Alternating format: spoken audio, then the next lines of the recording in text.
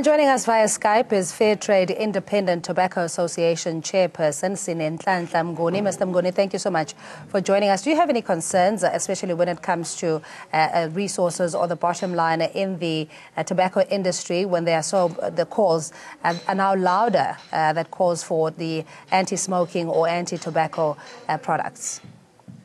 Look, we cannot really say we have concerns because what is happening in South Africa has been happening around the world, and it's in line with the World Health Organization's Framework Convention on Tobacco Control. So at some point or another, we were alive to the possibilities that this would materialize.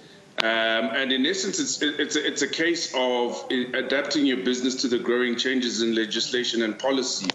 What we obviously would like to take place is for some sort of consultative process to take place between ourselves and government, so that we can make our recommendations in respect of these changes before they take place. As we have to consider that we employ a considerable amount of people, and these people's jobs could also be at stake. So to say we are concerned, not so much, because I mean it's something that we in essence would have been planning for, because it's in line, as I said earlier, with the changes in legislation worldwide. Yeah, Mr. Mnguni, I also agree that your business has got a more negative impact on the health of society, and therefore the productive levels of individuals that smoke, that there are health risks associated with the produce of tobacco products.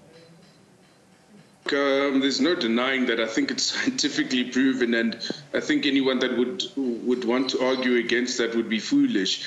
Be that as it may, the cigarette industry has been in place in the country and worldwide for centuries, and it employs a considerable amount of people and contributes a significant amount to the fiscus. So at this stage it is legal, and we in essence as an industry comply with legislation, and we're not denying the health implications, and we are complying with whatever changes are implemented by the Department of Health. So you don't think that you have a greater responsibility beyond what you've allocated as part of your corporate social investment, just based on the health risk that cigarettes or tobacco industry impacts communities?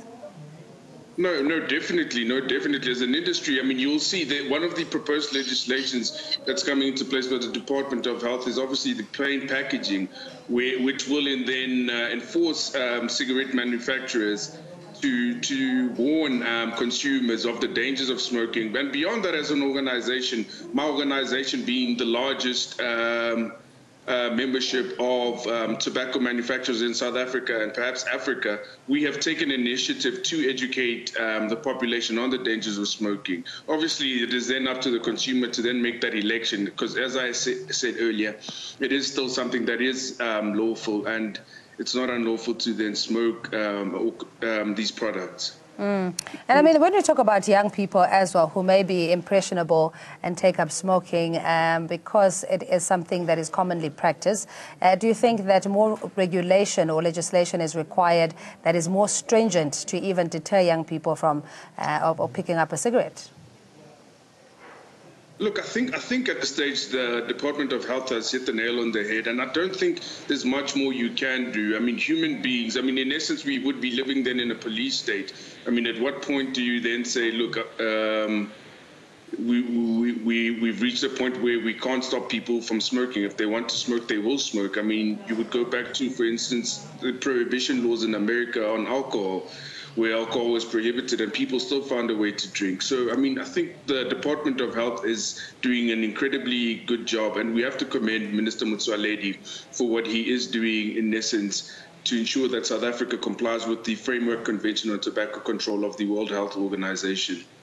You were talking about the positive attributes of the industry, in that it is a multiplier of employment and also contributing to the fiscus through corporate tax. Have you done your research on the converse, or the flip side of the coin, in the amount of money the health impact has of your products?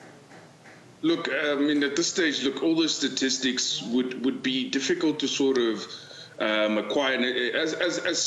We're local, smaller manufacturers, so something like that would be an expensive exercise for our members to sort of undertake. But what we have undertaken as an organization, we will be getting involved in a lot of research.